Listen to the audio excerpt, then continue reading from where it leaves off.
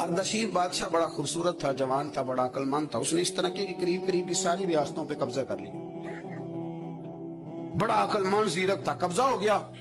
ایک بادشاہ بڑا سخت تھا، اس کے ساتھ جب پنجہ آزمائی ہوئی تو اردشیر کہتا ہے اس پہ میرا قبضہ نہیں ہو رہا تھا، اور جب ہم نے ساری ریاستوں نے مل کے اس پر حملہ کیا تو ایک قلعے کے اندر قلعہ بند ہو گیا۔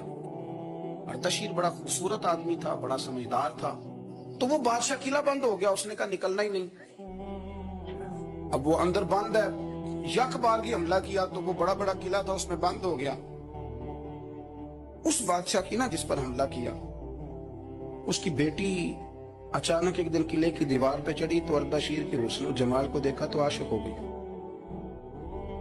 اور اپنے ہی باپ کے خلاف اسے کہنے لگی کہ اگر تو میرے ساتھ شادی کا وعدہ کرے نا تو میں تجھے رستہ بتاتی ہوں حملہ کرنے کی۔ اس نے کہا میرا وعدہ رہا، تو رستہ بتا۔ اس نے رستہ بتایا اس لڑکی نے، اور بادشاہ نے حملہ کیا تو اس کا باپ قتل کیا، اس علاقے پہ قبضہ کیا شادی کے وعدے پر۔ ہاں نفسانی خواہش بندے کو اندھا کر دیتی، نہیں سمجھ آتی اس کو میں کدھر جاؤں، اندھا کر دیتی۔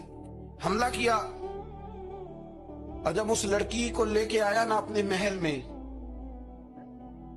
تو پہلے دن شادی کی پہلی رات تھی، بستر بچھایا کنیز نے، تو وہ کبھی کروٹ ادھر بدلتی کبھی ادھر بدلتی، تو بادشاہ کہنے لگا کیا ہے؟ کہنے لگی بستر میں کچھ ہے، مجھے تکلیف دے رہی۔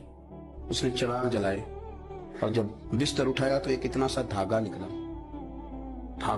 دھاگے سے عموماً تکلیف نہیں ہوتی، تو اس نے کہا تو اتنی نرم و نازک ہے کہ دھاگا؟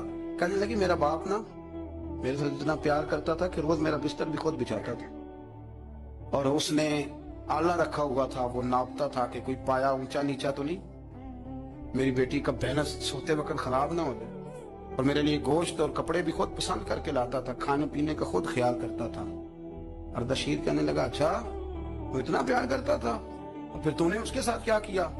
کہنے لگا بلاؤ کنیزوں کو بلایا، فرمایا اس کو اٹھاؤ اور جلاد کے پاس لے جاؤ، اسے کہو کہ اس کے بال ایک گھوڑے کے ساتھ باندھے، پیر دوسرے گھوڑے کے ساتھ باندھے، اور ایک گھوڑا ادھر بھگا دے کدھر بھگا دے، یہ جس کے باپ نے اتنا پیار کیا، یہ نفس کی اتنی غلام ہے کہ اس کی وفادار نہیں رہی تو میری وفادار کیسے بنے؟